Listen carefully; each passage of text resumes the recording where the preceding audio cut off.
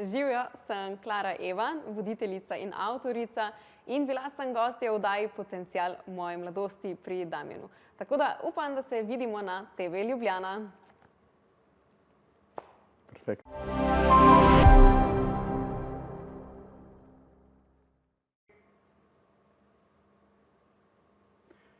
Pozdravljeni in dobrodošli v novi oddaji Potencial moje mladosti. Danes sem vam pripravil presenečenje, namreč moja gostja je izjemna Klara Eva Kukovičič. Res sem vesel in počaščen, da si se odzvala na moje povabilo. Klara, kako si kaj danes? Danes, precej, dajmo temu reči, dinamično. Dinamično. Ja, danes je en tistih dni, ko sem nekaj časa bila v eni službi, pa pol v drugi, pa pol v tretji, pa pol v četrti, zdaj sem pa pri tebi. Zanimivo. Koliko služb pa pol imaš zdaj, ko si tako omenila? Tisoče. Tisoče služb. A jih nimamo vsi tisoče. No, imava danes ravno dovolj časa, da bova izvedla vse te plasti o tvojih poklicnih angažmajih. Tako da sem ti pripravil kar nekaj zanimivih vprašanj. Tako da upam, da si pripravljena. Sem se ogrela. Ok, začniva z enim takim res, da prebijeva led. Kaj bi rekla, kdo je Klara Eva v 3 stavkih? Treh. Klara Eva je televizijska in radijska voditeljica, voditeljica prireditev in avtorica. Je pa tudi ljubiteljica srčnosti, dobrih idej in podjetništva, tudi znanosti. Wow. V prostem času bi pa rekla, da sem radoveden človek, ki na eno leto menja svoje hobije. Samo hobije? Ja, pretežno hobije. Tudi oblačila. Mogoče tudi avto ali kaj podobnega? Nismo še tam. Ok. Klara, jaz iskreno, midva sva na Klara, ne, sva rekla, da te lahko pozivam samo s Klara, sicer si pa Klara Eva, ne. A imaš kakšen podatek, koliko je oseb v Sloveniji z 2 imenoma? Mogoče si kdaj kaj to raziskovala? Ne, tega nisem. Nisem gledala, koliko ljudi ima 2 imeni, sem pa gledala, koliko je Klar Ev. In če ima Statistični urad Republike Slovenije pravilne podatke, sem edina Klara Eva, ampak vem pa za vsaj eno Evo Klaro. Se pravi, Ev Klar je več, Klara Eva je pa unikat. No, evo, zanimiv podatek. Jaz bi si tudi še nisem naletel na drugo Klaro Evo. No. Zdaj, naslednje vprašanje zate. Ti si zelo vpeta v svet medijev, da tako rečem, a ne? Od TV-jev, se pravi od malih zaslonov do mikrofonov, hkrati si pa tudi moderatorka, voditeljica dogodkov. Kaj je pravzaprav pravi izraz? Voditeljica, moderatorka? To dvoje malo mešam, veš? To se jaz že dlje časa sprašujem. Ne vem, kakšna je razlika. Se mi zdi, da če včasih rečeš, da si voditelj, da te kdo zamenja za vodjo ekipe, podjetja, organizacije. Če pa rečeš moderator, pa mislijo, da delaš na sodišču in moderiraš konflikte med 2 sprtima strankama. Tako da z obema izrazoma imam malo težav, ampak vseeno preferiram voditeljica. Se mi lepše sliši. Mogoče pa poiščejo do konca oddaje neko tretjo alternativo. Ja, mogoče kakšen miks obeh izrazov. Ampak moram pa priznati, da nisem z teh zornih kotov še pogledal na to zadevo, kot si zdaj opisala. Zelo zanimivo. Daj mi povej, kako si se ti sploh prvič srečala s tem svetom? Kdo te je povabil in kako si se prvič počutila, ko si stala pred kamerami, ko so te snemali? Je bilo kaj treme? Ne, kar po pravici, jaz sem tako zgodaj začela, da sploh nisem vedela, kaj pomenijo kamere in kaj pomeni svet medijev. To je bilo v osnovni šoli. Ja, začela sem kot filmska igralka. Kdo bi si mislil, da bom to kdaj rekla na televiziji? Pardon, imaš še vedno kakšne aspiracije za filmske vode? Če bi bil film o meni, potem ja, bi želela prevzeti glavno vlogo, drugače pa ne. Mislim, da bi mi bilo prenaporno sedela, da sem nekdo, kdor nisem. Tako. Ja, no, v glavnem v osnovni šoli sem sodelovala pri nastajanju enega otroškega oziroma mladinskega igrano-dokumentarnega filma. In takrat je bil ta moj prvi stik z snemanjem, z nastopanjem, z izražanjem, s komuniciranjem s kamero. In sem se kar malo zaljubila v ta način, ker je zanimivo, požene ti adrenalin po žilah, pa na koncu ti je vseeno pomembno, da nekaj poveš, nekaj predstaviš, je neka zgodba, neka vsebina. In potem sem v resnici sodelovala še pri 2, 3 filmih. sicer pač manjše oziroma domače produkcije, bomo temu rekli. In tako se je nekako kar stopnjevalo potem to neko nabiranje izkušenj. Ne. Potem sem moderirala oziroma vodila šolske prireditve v osnovni in srednji šoli. Med faksom sem pa že nekako stopila v malo večje čevlje, pa tudi recimo kakšne večje prireditve na lokalni ravni prevzela, dokler nisem enkrat prišla na naš ljubi RTV. Tako. Ok, do tega še pride. Se pravi, to je bila dejansko ljubezen na prvi pogled in že zelo zgodnje življenjsko poslanstvo, bi lahko rekla. Ja, ker sem prej rekla, ne, da menjujem hobije na eno leto, sem bila prepričana, da bom tudi marsikatero, oziroma da bom službo tudi tako zelo pogosto menjala, ampak se je kar izkazalo, da to je pa taka prava ljubezen. Ne. In ko enkrat odkriješ pravo ljubezen, se pol tega držiš. Tako da mislim, da bom še dolgo časa delala to, kar delam. No, bom zdajle malenkost provokativen, ne pretirano, pa ker rekla si, da ne bi rada igrala neke vloge, nečesa, kar nisi. Ne. Ja. Prav, pridem, da pol v življenju, v privat življenju ne rada nosiš neke maske. Ne. Ampak, tukaj je pa pod vprašanje, ne. Ampak kaj, ko si v vlogi recimo voditeljice ali moderatorke, kakorkoli temu rečeva, na odru, ne. Tukaj vseeno igramo neko vlogo vedno, ne. Skratka, nismo ravno v tisti energiji, kot bi bile sicer, ko sediva zdaj tukaj ali pa na kavču doma, ne. Sigurno, sigurno in se popolnoma strinjam, ne. Jaz mislim, da, oziroma ne mislim, jaz sem prepričana in verjamem v to, da smo ljudje zelo večplastna bitja. In v vsaki situaciji prevzemamo različne vloge. Danes sem v vlogi gostje, zato se obnašam in izražam drugače, kot bi se, če bi bila v vlogi voditeljice. Ko sem s prijateljicami na čveku, sem spet v neki povsem drugi vlogi. In v vsaki tej vlogi, ki jo prevzemamo, na površje pridejo neka naša druga, dajmo reči, in čustva in neke naše druge osebnosti, neke naše druge karakterne lastnosti.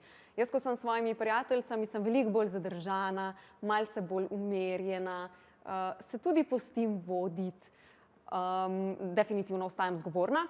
Ampak ko sem pa recimo v vlogi voditeljice, mi pa paše, da prevzemam to pobudo, da vodim, da sprašujem, da dam malo več od sebe. Da vedno, na nek način vedno igramo. Ampak vedno igramo sebe v različnih situacijah. In tudi zaradi tega mogoče me je nekdo navajen bolj kot resno moderatorko, ki se dotika malo bolj zahtevnih tematik ali pa področij. Eni me pa poznajo kot nekoga, ki da malo več na glamur, pa na obleke, pa na šminke, pa na frizurice, pa na nohte, pa poznajo ta aspekt Klare Eve, ne. Ampak v resnici vse to smo mi, samo pač v različnih vlogah, v različnih aspektih. Se popolnoma strinjam, pač številne plasti osebnosti imamo, ne, in v različnih situacijah pridejo na površje različne, a ne. Točno to. Se ne bi mogel bolj strinjati. Si pa ti tudi, zanimivo, del projekta TEDx Ljubljana, drži? Ja, tako. In če se ne motim, si prav vodja govorniške skupine, ne? Imaš Daj prav. nam malo opiši, kako pa to poteka. Mislim, TEDx vsi nekako si asociiramo z velikimi, impozantnimi dogodki, ki se zgodijo enkrat na leto, ne?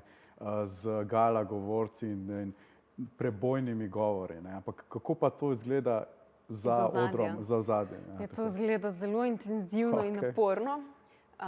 Imam to srečo, da sem približno pred 2 leti vstopila v čevlje mojega televizijskega in radijskega kolega Boštjana Romiha. On je namreč prej vodil govorniško ekipo.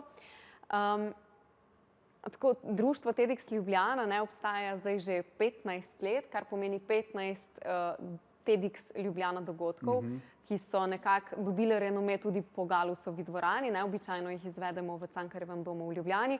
In ja, tako kot si rekel, gre za dogodke, ki se zgodijo enkrat letno in na katerih dogodkih predstavimo prebojne ideje, ideje vredne širjenja. Jaz kot vodja govorniške ekipe sem v tej vrsti, dajmo reči, zadolžena ali pa odgovorna za to, da pomagam izbrati te govornike, torej da poiščemo, da imamo odprt ta radar idej, mi rečemo, in smo ves čas pozorni na neke ali zanimive tematike, ali na neke novosti v družbi, v znanosti, pri tehnologijah, da smo pozorni na to, kdo nas je navdušil s svojo energijo, s svojim mindsetom, s svojimi projekti.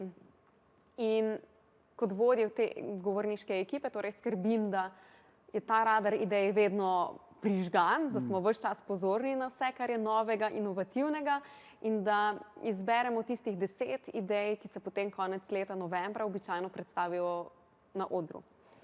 Seveda pomagamo potem govornikom tudi pri pisanju govora oziroma pri kreaciji teh njihovih idej, ker težava je, da ljudje velikokrat mislimo, da imamo nekaj zapovedati, dokler ne začnemo o tem govoriti, in potem ugotovimo, da nimamo nič zapovedati. Tako da mi nekako probamo kot ekipa govornikom pomagati, da res izluščijo bistvo, srčiko svoje ideje, svojega sporočila in potem jih še nekako pokovčamo, naučimo, da znajo svoj govor na odru dobro izpeljati. Kar je precej zahtevnejša naloga, kot bi si kdo mislil. Lažje reči kot storiti, a ne? Bova pa s to zanimivo tematiko nadaljevala tudi po kratkih oglasih. Se vrnemo kmalu.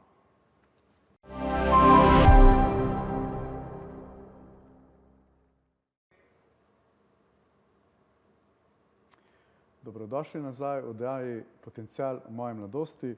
Z mano je še vedno Klara Eva. Klara, evo, ostala sva pri tematiki TEDx Ljubljana, ne? Zdaj, precej si nam približala nekako vaše delo, ne? Vedno, ko si v vlogi nekega gledalca, da rečem konzumatorja vsebine, vidiš samo tisto, kar vidiš na površju, a ne? To je enkrat letno, ampak v resnici je ogromno tega v ozadju, ne? Zdaj, zanima me mogoče tudi ta vidik, kako ti usposabljaš same govorce in s tem pridejo tudi do mojega drugega vprašanja danes na to temo. In sicer, ti si tudi coachinja oziroma delaš z ljudmi, jih usposabljaš dejansko, da nekako mogoče najprej prebijajo to tremo pred nastopi.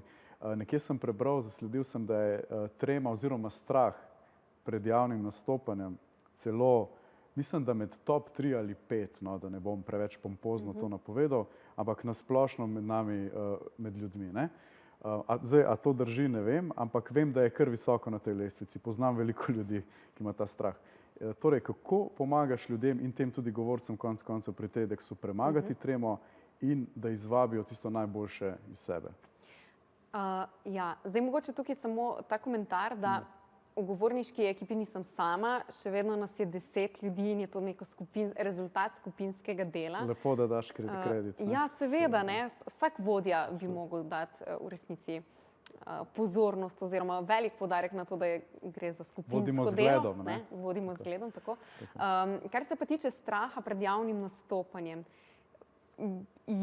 tudi jaz sem zasledila ta podatek, da je menda ljudi bolj strah javnega nastopanja kot same smrti, kar je za nas, ki se s tem ukvarjamo, precej presenetljivo. Pardon, Eva, imaš ti še vedno strah? Ne, imam definitivno mravljinčke, pa malo tiste navdušenosti, ne bi pa rekla, da gre za strah. Pozitivna trema. Pozitivna trema, tako malo more biti, da nam ni vseeno.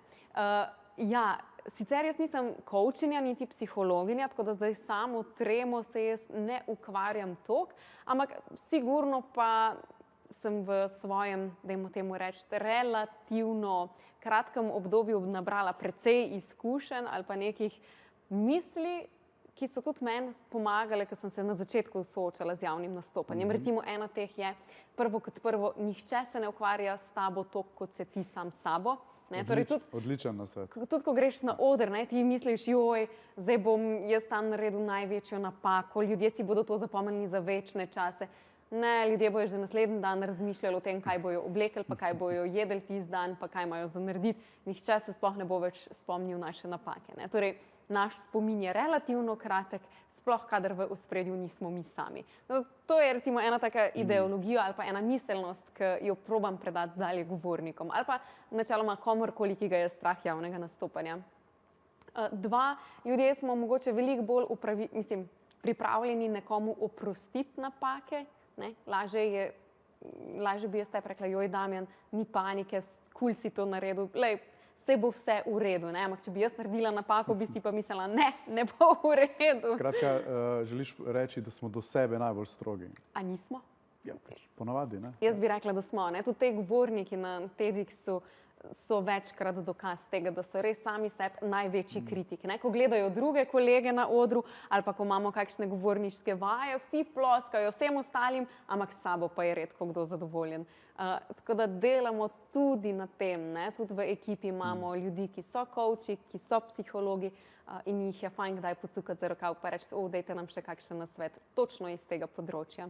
Ampak mogoče, če zaključim pa z nekim tretjim nasvetom, ki ga imajo ljudje, ki se soočajo s tem strahom, bi pa rekla, da bodite avtentični. Saj nič ni narobe, če nismo suvereni pred kamero ali pa pred gledalci.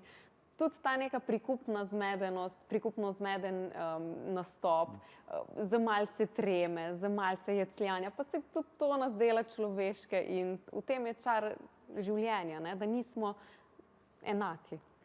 Pa popolni, ne? Pa popolni, tako, ne rabimo biti vedno perfekcionisti, ne?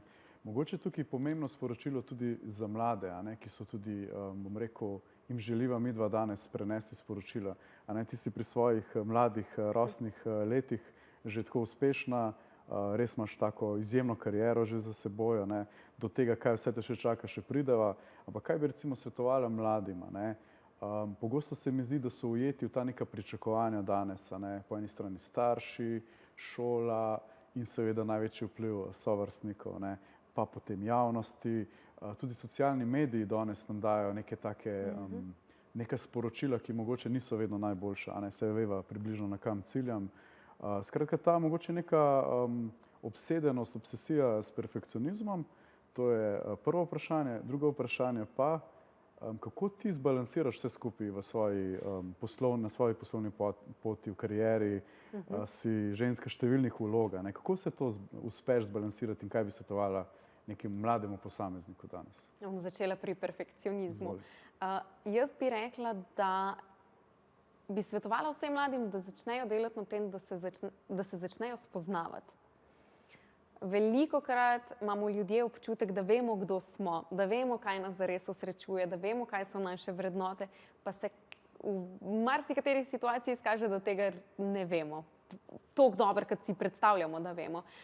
Meni konkretno pri tem pomaga pisanje dnevnika, da ozavestim in svoje čustva in svoje potrebe in nekako se konstantno opominjam, kdo jaz sem, kaj je tisto, kar je meni v življenju pomembno. In zaradi tega, ko pridem recimo na družbena omrežja, pa vidim tisoče drugih žensk, ki živijo uspešno življenje ali pa živijo neko življenje, ki se zdi na prvi pogled precej udobno, precej popolno, precej sanjsko, pa si rečem, ampak a je res to nekaj, kar bi si jaz zase želela? A sem jaz tak človek, da bi lahko zdaj, ne vem, vsak mesec potovala, pa bila en teden na Kitajskem, pa na Tajskem, pa v Ameriki? Ne, nisem toliko za to. Mislim, definitivno grem rada na dopust, ne me narobe razumeti. Ampak stres pakiranja, letenja. Ja, to ne. Tega si ne želim. Ampak ta družbena omrežja nam pa predstavlja, kot da je vse to sanjsko. Ja, za nekoga je, ampak a je to tudi nekaj sanjskega zame? Ni nujno. Sanjski moški je sanjski moški samo za eno dekle in sanjsko dekle je verjetno sanjsko samo za enega moškega. In se mi zdi, da to je tista največja napaka, ki jo delamo, da se sploh ne poznamo. Ne vemo, kaj nam sede, kaj nam ne, zaradi tega stremimo proti vsem idealom, ki pa jih je toliko, koliko je različnih ljudi. Če smem samo intermezzo, se pravi, če ne poznamo sebe dovolj dobro, ne poznamo tudi svojih ciljev in poti in potrebujemo nekoga drugega, ki bi nas vodil. Tako.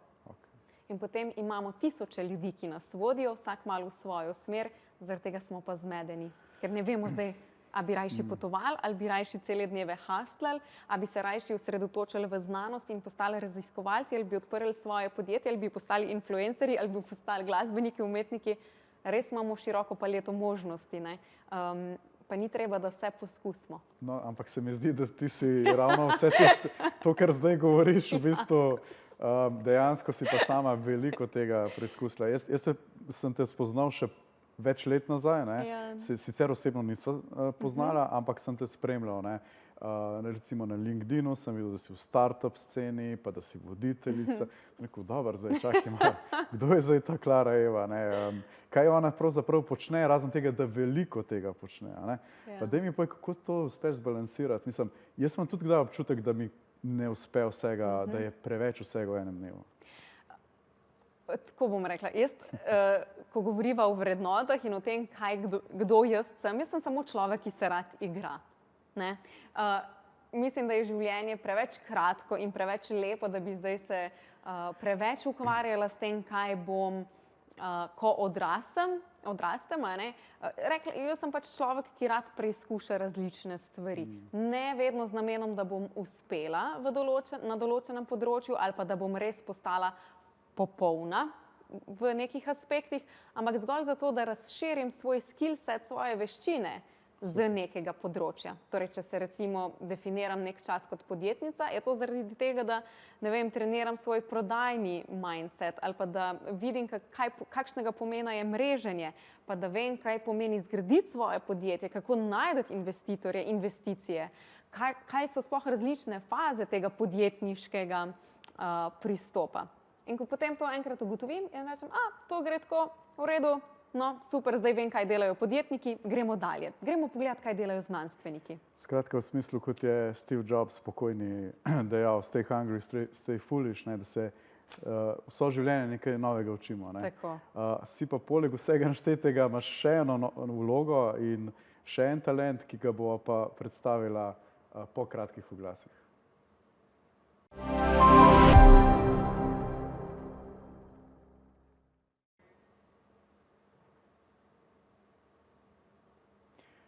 Dobrodošli nazaj v oddaji Potencial moje mladosti.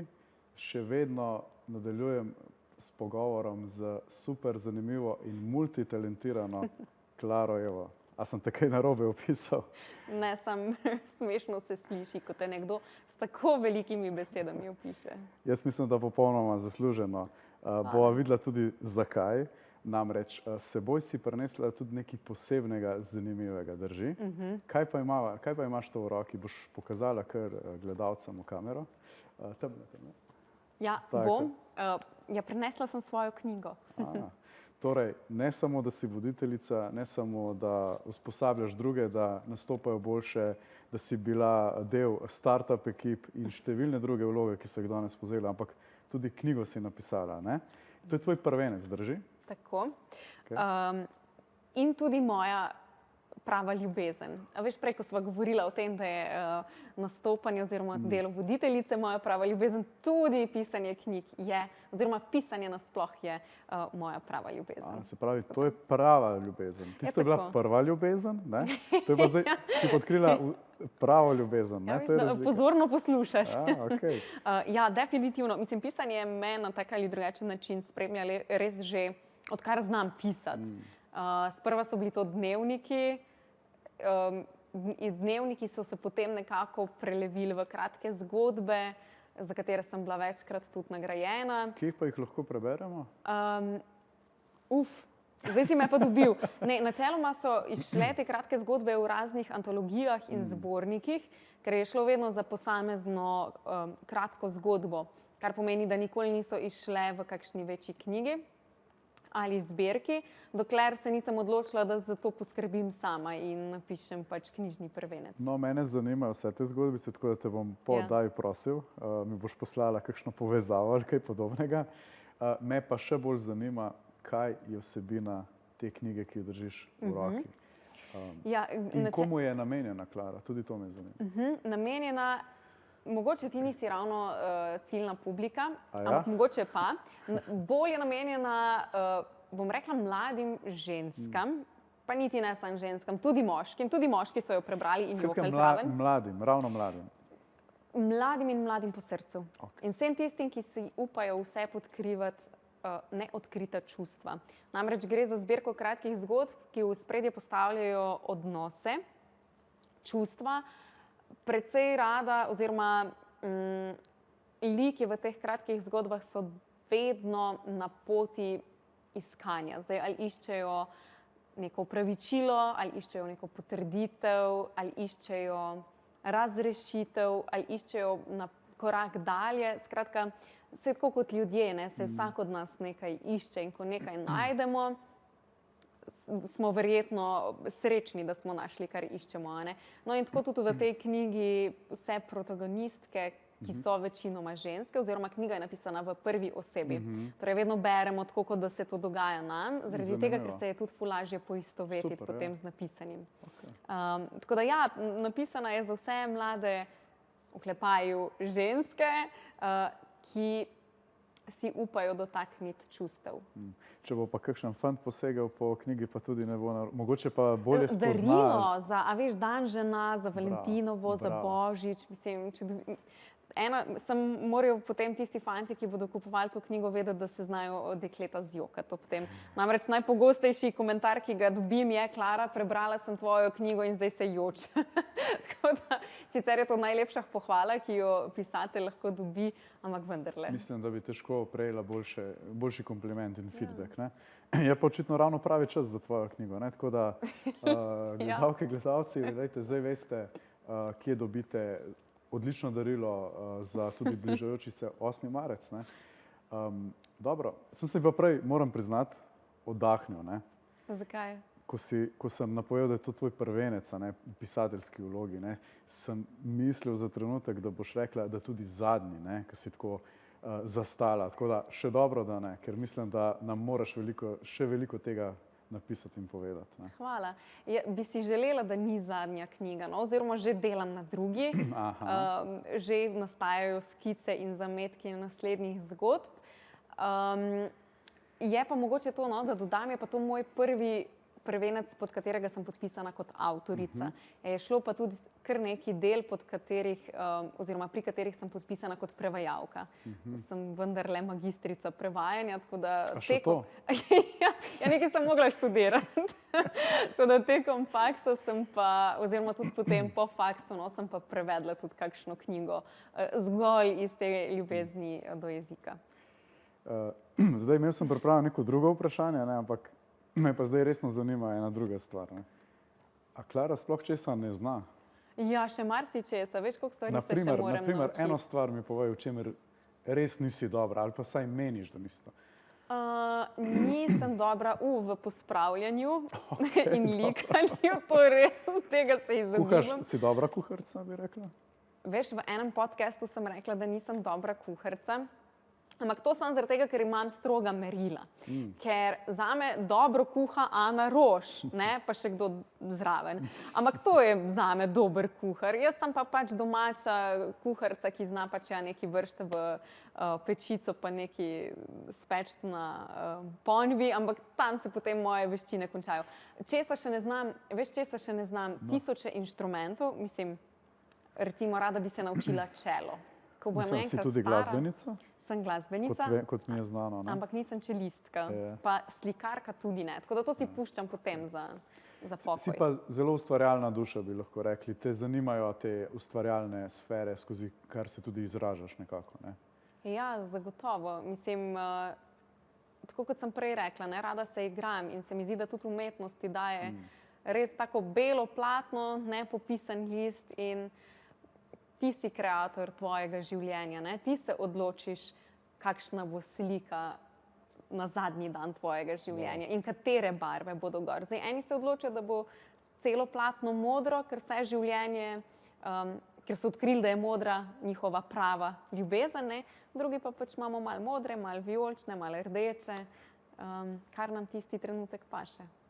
Skratka, vsak je kreator lastne usode, bi lahko rekla. Točno to. Mislim, gotovo je veliko odvisno tudi od sreče in od ljudi, s katerimi se obdaš. In tudi od okolja, bi rekla, da je faktor za uspeh še vedno ob pravem času na pravem mestu, s kančkom sreče.